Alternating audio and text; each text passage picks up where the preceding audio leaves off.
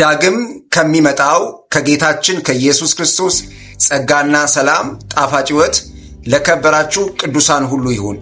እስከ መጨረሻ ድረስ እንደምወዳችሁ ጌታ ኢየሱስ ያውቃል። እግዚአብሔርን ለመምሰል የሚረዳችሁን እነዚህን 2 ነጥቦች በሕይወታችሁ ከተለማመዳችሁ አስደናቂ ሕይወት መኖር ትጀምራላችሁ። ምናልባት አሁን ያላችሁበት ሕይወት መራራ ሊሆን ይችላል። በጣም የስቃይ፣ የመከራ፣ የጭንቅ ሊሆን ይችላል።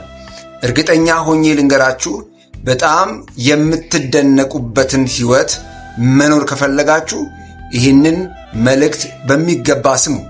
እንግዲህ ማትሰሙ ከሆነ አትጠብቁ። በቃ ድንቅ ሕይወት አትጠብቁ። የአዲስ ኪዳን ሕይወት በመደነቅ መኖር ነው። ባለመደነቅ መኖር አይደለም። በለቅሶ መኖር አይደለም። በሐዘን መኖር አይደለም። በጭንቅ መኖር አይደለም። በመደነቅ መኖር ነው የአዲስ ኪዳን ሕይወት። እንግዲህ በመደነቅ መኖር እፈልጋለሁ፣ ይህንን ሕይወት እሻለሁ ካላችሁ እነዚህን 2 ነገሮች በሕይወታችሁ ተግብሩ። እርግጠኛ ነኝ ቃሉ በማስደነቅ ያኖራችኋል። ይህንን ቃል ስሙ። የመጀመሪያው ከጨለማ ወደሚያስደንቅ ብርሃን ነው ጌታ ያወጣል። ከጨለማ ወዴት? ወደሚያስደንቅ። ይህ ሕይወት ነው። ጨለማውም ሕይወት ነበረ ነው። ሐዘን ነበረ፣ ለቅሶ ነበረ፣ ስቃይ ነበረ፣ መከራ ነበረ፣ ሞት ነበረ፣ ብዙ ምጥ ነበረ። አሁን ወዴት ሄድን? ወደሚያስደንቅ ሕይወት። አያችሁ፣ ጨለማውም ሕይወት ነው፣ ብርሃኑም ሕይወት ነው። የተሻገርነው ወደሚያስደንቅ ብርሃን ነው። አሁን ማንም በጨለማ የሚኖረው በስቃይ በመከራ የሚኖረው ከገንዘብ ምናምን ጋር ታገናኙት። ይህ ሕይወት ነው። ቴስት አድርጉት። የክርስቶስን ሕይወት ቀድሞ የነበራችሁን ሕይወት ለዩ። አሁን የምንኖረው ሕይወት አስደናቂ ሕይወት ነው በክርስቶስም ደግሞ ሆነን አስደናቂውን ሕይወት የምናየው አሁን በምትሰሙት ታረጋግጣላችሁ። ድንቅ ሕይወት መኖር ከፈለጋችሁ እግዚአብሔር መምሰል ምን ማለት እንደሆነ ተመልከቱ፣ ትደነቃላችሁ። እንግዲህ የመጀመሪያው እግዚአብሔር ለመምሰል የሚረዳን አስደናቂውን ሕይወት እንድንኖር የሚያግዘን የመጀመሪያው የእግዚአብሔር ቃል መስማት ነው። የእግዚአብሔር ቃል የማይሰማ ሰው ወይም ወደ እግዚአብሔር ቃል ያልተጠጋ ሰው፣ ወደ እግዚአብሔር ያልመጣ ሰው ቃሉም እንደሚል ወደ እኔ ቅረቡ እንዳለ የእግዚአብሔር ቃል መስማት ወደ እግዚአብሔር ቃል መቅረብ ነው።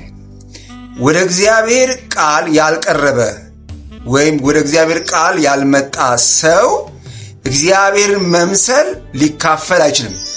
እግዚአብሔር መልኩንና ሕይወቱን ወይም እሱን የመምሰል ሕይወትን የሚያካፍለው ማንም ሰው ወደ እሱ መምጣት የመጀመሪያው አለበት። ካልመጣ ሊካፈል አይችልም።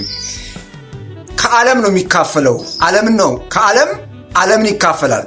ወደ እግዚአብሔር የመጣ ግን ከእግዚአብሔር እሱን መምሰል ይካፈላል።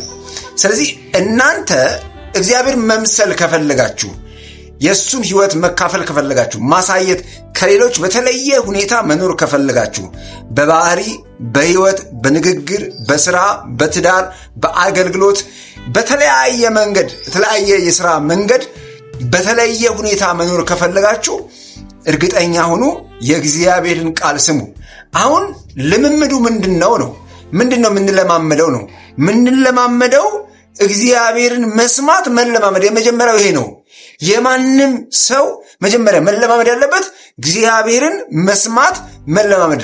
ሰይጣን ትልቁ ተግዳሮት ትውልድ ላይ የሚያደርገው የእግዚአብሔር ቃል እንዳይሰሙ ነው።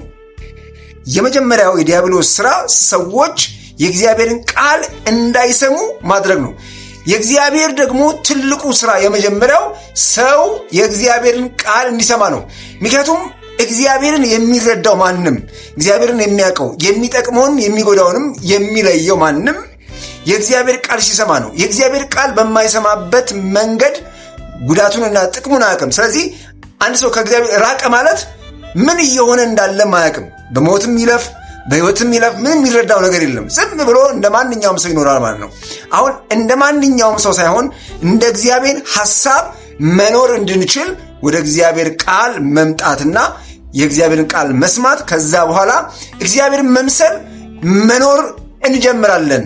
ምክንያቱም መንገዱንና አቅጣጫውን የእግዚአብሔር ቃል ራሱ ያሳየናል ማለት ነው። ሰዓሊዎች የሚስሉትን ስዕል ወይም ትክክለኛውን ኢሜጅ ለማምጣት ከተለያየ ቀለም እያዋህዱ እየነከሩ ስዕላቸውን መሳል ይጀምራሉ። ወይም በምናብ ዓለም ያዩትን ያሰቡትን ነገሮች ይስላሉ እስኪመጣላቸው፣ ያ ያሰቡት ስዕል ወይም የሚያዩት ስዕል እስኪመጣላቸው ይስላሉ። የሰው ልጅም በክርስቶስ ኢየሱስ ያመኑ የእግዚአብሔር መልክ፣ የእግዚአብሔር ውበት፣ የእግዚአብሔር ሕይወታቸው ላይ እስኪታይ ድረስ የእግዚአብሔርን ቃል በመስማት የእግዚአብሔርን መልክና እግዚአብሔርን መምሰል በሕይወታቸው ላይ፣ በኑሯቸው ላይ፣ በትዳራቸው፣ በስራቸው፣ በትምህርታቸው፣ በመግባት መውጣታቸው ሁሉ ያንን የሰሙትን ስዕል ይስላሉ። የእግዚአብሔርን ሕይወት ለመሳል ያላቸው አቅም በጣም ደካማ ነው።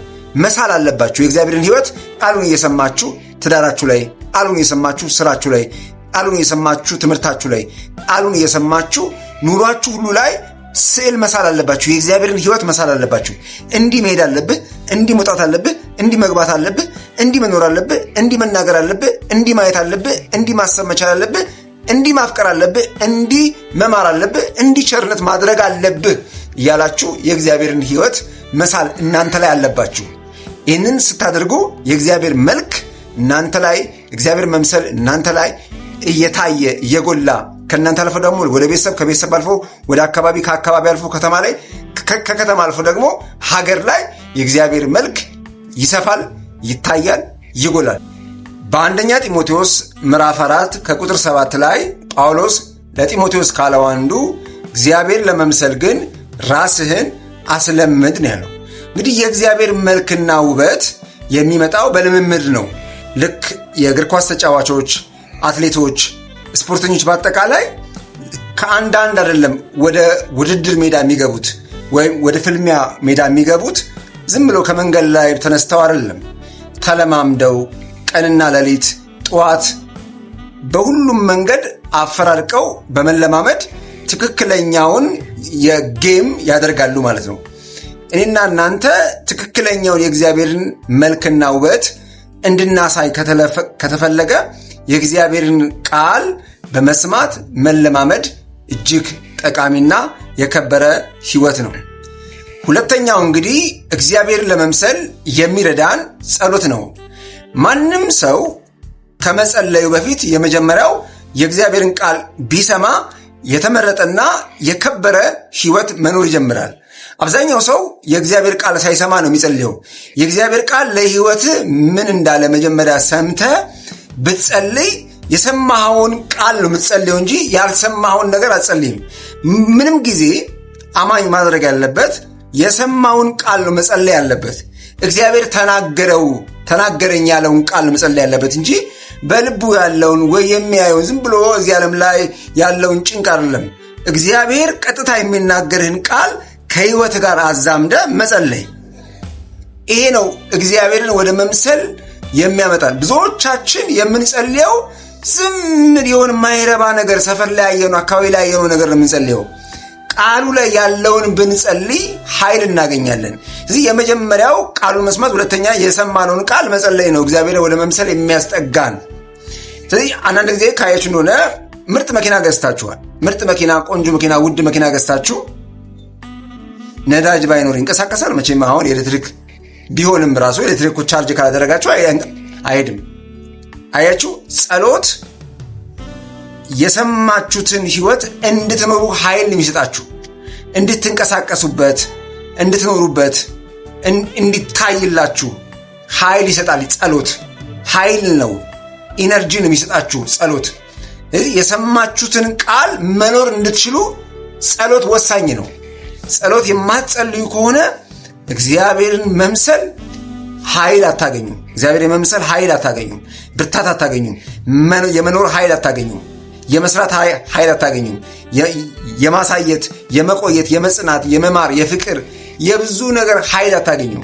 ኃይል የምታገኙት ስትጸልዩ ነው። ስለዚህ ጸሎትን ከጸለያችሁ፣ የሰማችሁትን ቃል ከጸለያችሁ እርግጠኛ ሁኑ፣ በቃ ሕይወት ተለወጠ ነው። ስለዚህ ሁለት ነገሮች ወሳኝ፣ ብዙ ነገሮች ናቸው ያሉት። ይሄ የመጀመሪያው ነው። የመጀመሪያው ማንም የትኛውም ክርስቲያን መለማመድ ያለበት። እኔ እቀጥላለሁ። ብዙ ነጥቦች አሉ እግዚአብሔርን ለመምሰል የሚረዳን፣ ግን እነዚህ ዋና ነገሮች ናቸው። ሁለቱ ዋና ነገሮች ናቸው፣ ወሳኝ ናቸው። እነዚህን ተከተሉ።